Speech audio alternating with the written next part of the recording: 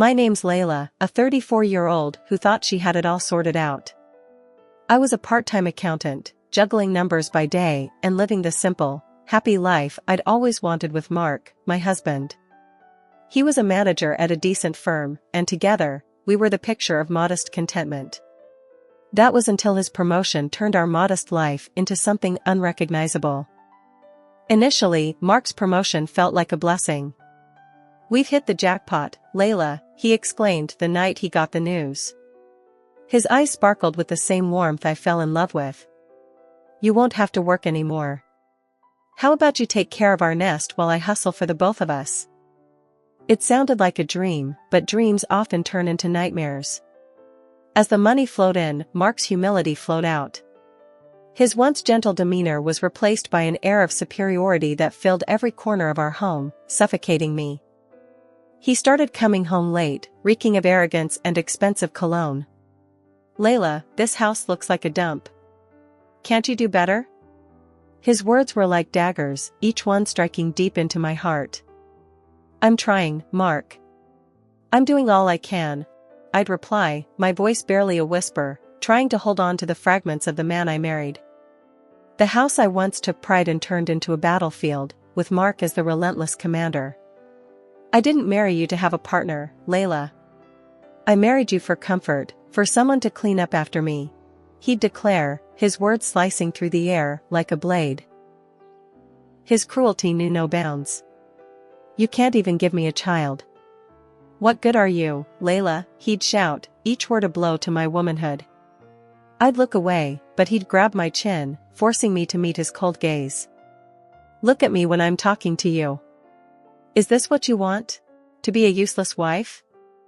I'd swallow my tears, nodding along to his ruthless words, too broken to speak. The man I vowed to spend my life with had turned into my tormentor, finding joy in my despair. Even the parties, once a source of joy, became a stage for my humiliation. "Layla, make sure everything is perfect tonight. Mrs. Dawson doesn't like mediocrity," Mark would command, reducing me to a mere prop in his show of success. I'd spend hours preparing, trying to meet his impossible standards. But it was never enough. The steak was overcooked, the decor was tacky, and you, Layla, you were the biggest disappointment of the evening, he'd hiss after the guests left, each word a nail in the coffin of my self-esteem. Life with Mark had transformed into an exhausting routine of servitude. I, Layla, once his partner, was now nothing more than a shadow in my own home, a mere housekeeper in his eyes. Every evening was a replay of disdain. Mark would storm in, flinging his coat at me like I was a coat rack. "Here, deal with this mess," he'd bark, as if talking to an underling, not his wife. "I've got the laundry done, Mark. Dinner's almost ready too," I'd say, hoping to ease his mood, my words tiptoeing around his temper. "Dinner? You mean that slop you cook? Don't make me laugh, Layla," he'd scoff, his laughter void of any joy, just a sharp jab at my efforts. It wasn't just his words. It was his actions too. He'd leave a trail of his belongings around the house, a silent order for me to clean up after him. And if the food wasn't to his exact liking, into the bin it went, my hours in the kitchen dismissed with a flick of his hand. "Too salty, Layla. Are you trying to poison me?" he'd spit out, his words like venom. I followed the recipe, Mark. "I thought it was how you liked it," I'd mumble, my spirit withering under his constant critique. He didn't stop there. Mark knew I had nowhere else to go, no financial backup to fall back on. He made sure I remembered that every single day. "Where'd you spend the money this time, Layla?" "On more useless stuff," he'd sneer, poring over the expense receipts like a detective. "Groceries, Mark. And some cleaning supplies," I'd reply, handing over the receipts, a proof of my innocence in his court of judgment. He'd scan every item, his eyes hunting for a mistake, a misstep. "Cleaning supplies? What for?" "The house is still a mess," he'd say, his words slicing through the silence, cutting deeper than the sharpest knife. I was trapped in a cycle of endless scrutiny. Every penny I spent was a penny he earned, and he never let me forget that. I was accountable for every breath I took, every move I made, in the suffocating space that was once our shared home. Layla, you know the drill. Impress Mrs. Dawson, impress them all. Don't screw this up, Mark would remind me, his words a constant echo in the back of my mind. The kitchen became my battlefield, every dish a mission. I'd chop, stir, and season, hoping each flavor was just right. This sauce better be perfect, Layla. Don't make me regret letting you handle it, Mark would say, peering over my shoulder, his presence heavy, suffocating. I've got it, Mark. It'll be great, I'd assure him, my hands shaking, the pressure building like a storm. The hours before the guests arrived were a frantic rush. The clinking of dishes, the simmering of pots, the subtle alignment of cutlery. Every detail had to be flawless, not for pride, but for fear of Mark's wrath. As the guests started to arrive, the air would shift. Mark, the tyrant at home, transformed into Mark, the gracious host. Ah, Mrs. Dawson, what an honor to have you. Layla has outdone herself tonight, he'd boast, his arm around me, a hollow gesture, for the audience. The night would progress, a charade of laughter and clinking glasses. Mark's colleagues, oblivious to the reality, would praise the ambience, the food, the impeccable hostess. Layla, you've outdone yourself. This is exquisite, they'd compliment, their words a bitter reminder of my invisible chains. Oh, it's nothing. Just something I whipped up, I'd reply, my smile hiding the turmoil within, my hands aching from the effort to keep the facade alive. But the real performance began when the guests left. Mark's mask would fall off, his true colors, dark and cruel, splashing over the remains of the night. The steak was overdone, Layla. The decor, tasteless. And you were the biggest disappointment, he'd spit out, his words laced with venom, each syllable a strike to my already battered self. But the night wasn't over until Mark had his say, away from the prying eyes of the world. The salad was wilted, Layla. And those curtains? A tacky choice. You always find a way to embarrass me, he'd hiss, his words a torrent, washing away any sense of accomplishment I might have felt. I tried, Mark. I really did. Mrs. Dawson seemed to enjoy it.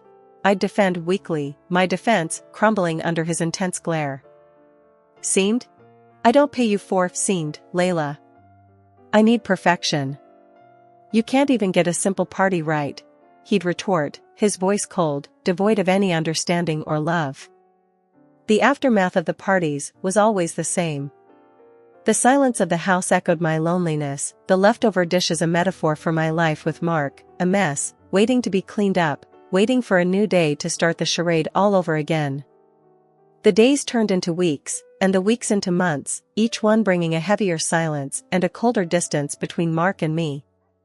It wasn't just the contempt or the harsh words anymore, it was something else, something more sinister, lurking in the shadows of our hollow home.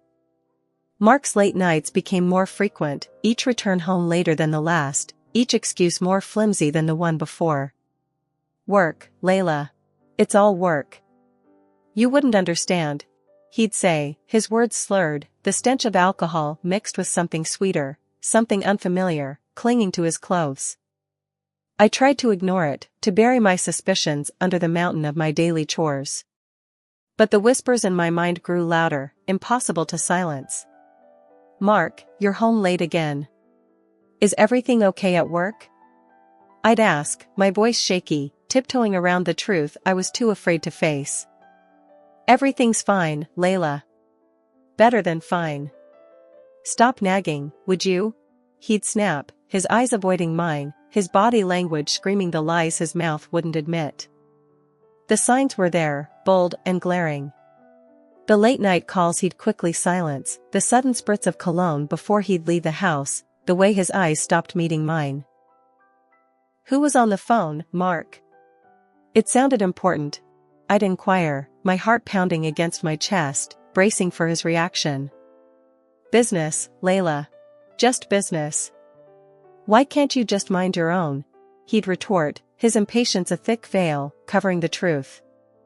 It wasn't just his words or his actions, it was the gut-wrenching feeling that crept up on me in the dead of night, the realization that the man I shared my bed with was a stranger, his thoughts, his desires, existing in a world I was no longer a part of. Mark's late returns had become the norm, each night a repeat of the last.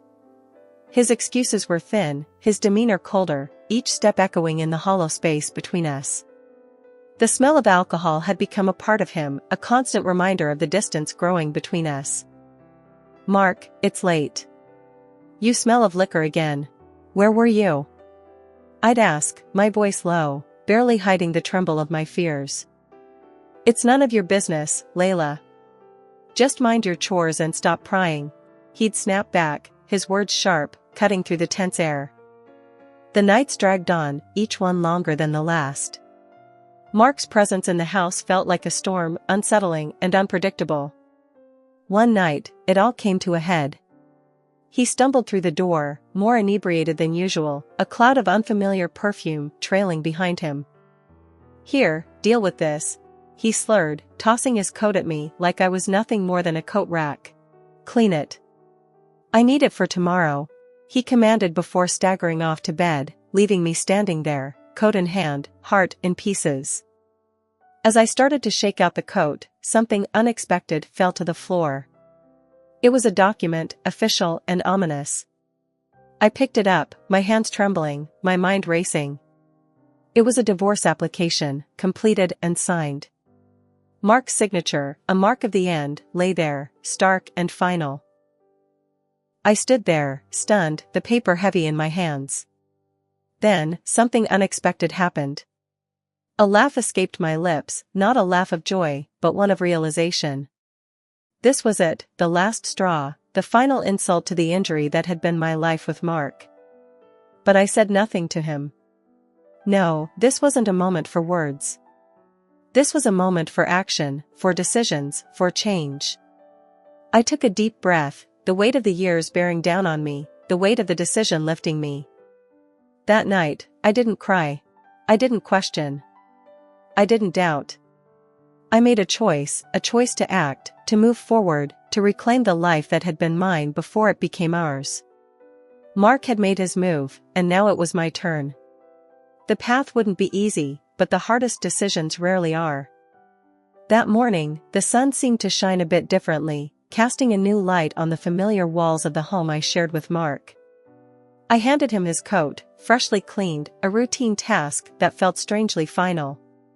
He barely acknowledged it, his mind already on the day ahead. "Layla, what's for breakfast?" "Make it quick, I'm in a hurry," Mark said, his voice sharp, slicing through the quiet morning. I replied with a calm I hadn't felt in years. "It's almost ready, Mark. Your usual." He grunted in response, his attention fixed on his phone. As he ate, I noticed how the distance between us had grown, a chasm that no words or actions could bridge anymore. When he finished, he pushed the plate away and stood up, ready to leave for work. "Remember, Layla, we have guests tonight. Make sure everything is perfect, especially for Mrs. Dawson. And this place," he gestured around, "better be spotless." His words, once the dictators of my actions, now felt hollow, empty of the power they once held over me. "Of course, Mark. Everything will be ready," I said, the edges of my lips curling into a faint, knowing smile. After he left, the silence of the house enveloped me. It wasn't suffocating anymore, it was liberating. I looked at the divorce papers I had signed and filed at court. Each word on those pages was a step towards reclaiming my life, a life I had almost forgotten in the shadows of Mark's imposing presence. The next few days were a blur of newfound purpose. I updated my resume, scoured job listings, and even attended a couple of interviews. The world outside, which I had viewed through the tinted glasses of my married life, now opened up with colors of hope and possibilities. Then, one morning, as if on cue with the life I was slowly leaving behind, Mark announced another one of his parties. "Layla, we're having guests tonight. My team and Mrs. Dawson. I don't need to remind you how important this is. Get the house ready, and the dinner better be impressive." His words fell on deaf ears. The Layla he was addressing no longer existed. I wasn't the trembling, eager to please wife anymore. I was a woman on the brink of a new beginning, standing on the ashes of a life I was ready to leave behind. He left for work, and the house felt different. It felt like my space, not the battleground it used to be. I made myself a simple lunch, savoring each bite, each moment of quiet, knowing that the evening would bring the final act of the farce my marriage had become. As I sat there, eating, the realization of my newfound freedom filled me with a sense of peace. For the first time in what felt like forever, I wasn't worried about the evening, about the guests, about Mark's impossible standards. I had stepped out of the role he had cast me in, shedding the character of the docile, subservient wife.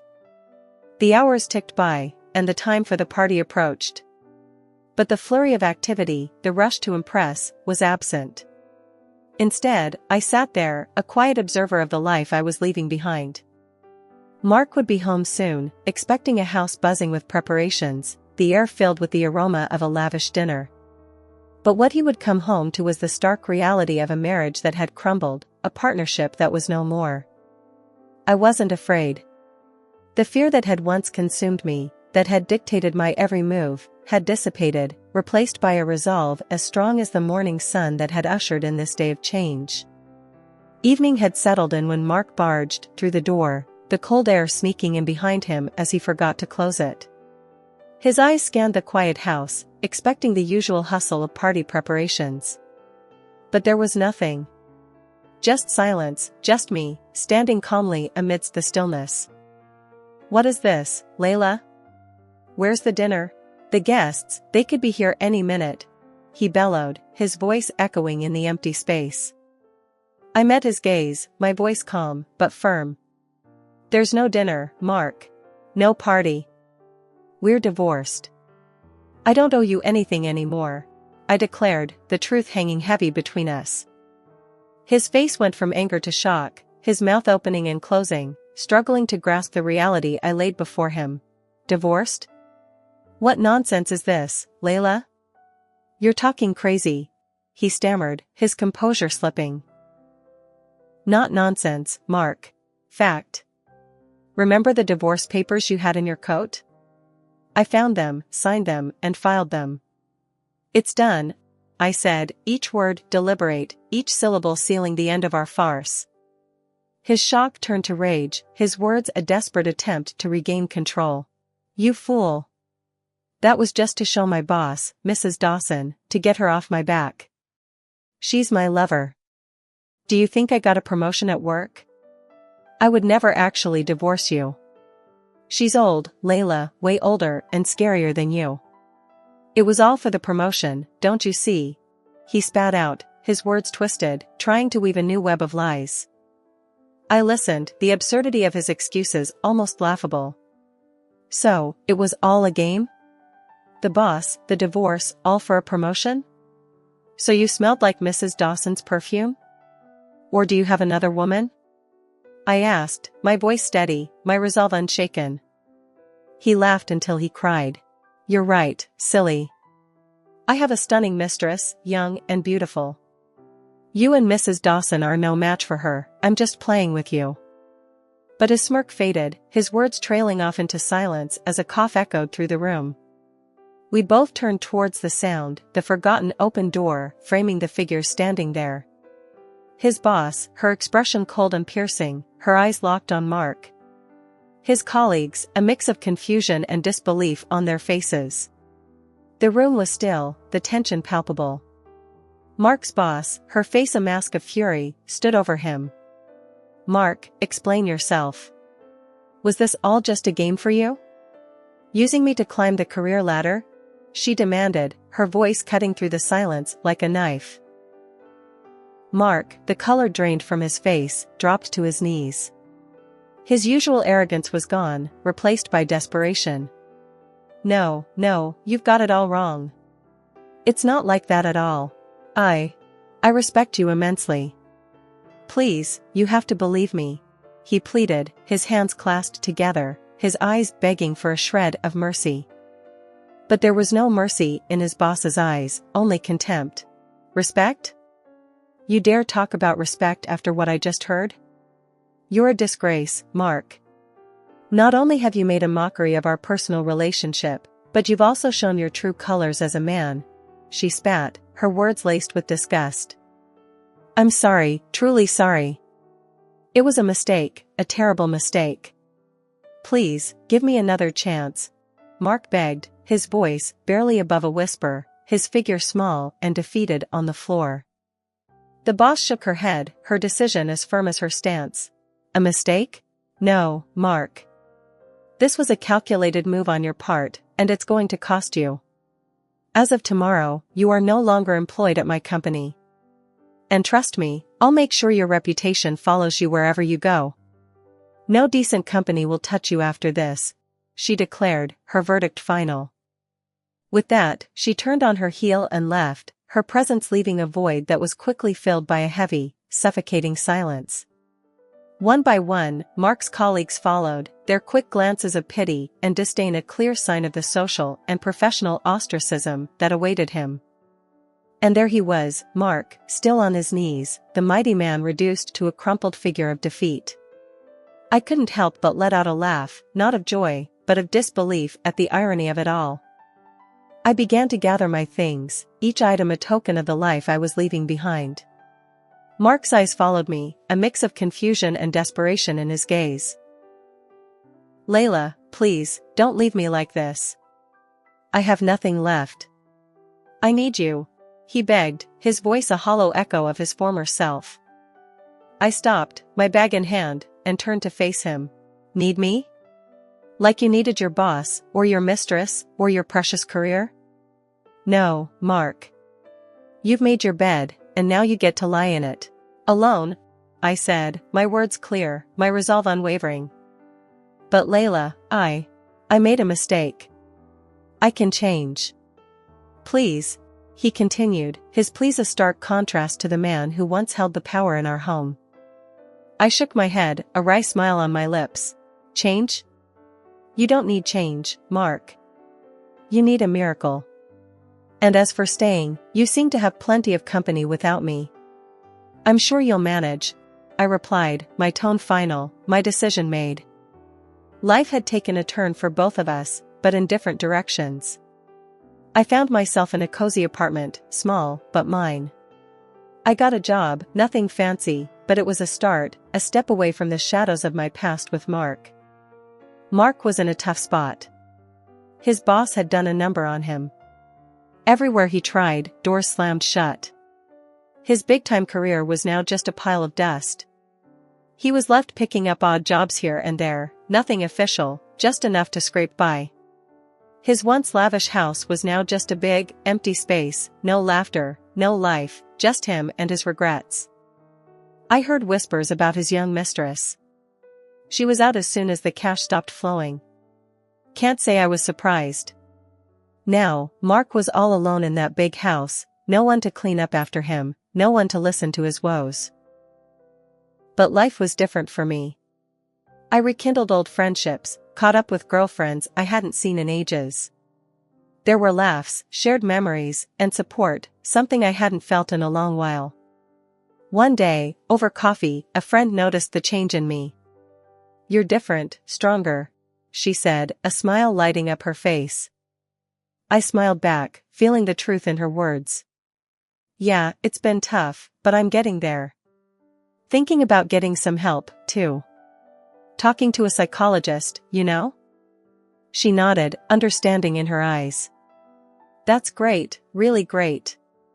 You're taking control, moving on. Mark's loss, totally. I chuckled, the sound light and free. Yeah, Mark's on his own path now. Heard he's barely getting by. His mistress left him, too. Her eyes widened. Seriously? Wow, that's rough. But you're doing good, right? Reconnecting with folks, thinking about therapy? I nodded, a sense of pride swelling in my chest. Yeah, it feels right. It's about time I took care of myself, you know? Life had changed, and so had I. The apartment slowly filled with traces of a new beginning. The job, the friends, the future therapy sessions, they were all pieces of a new life I was building, brick by brick.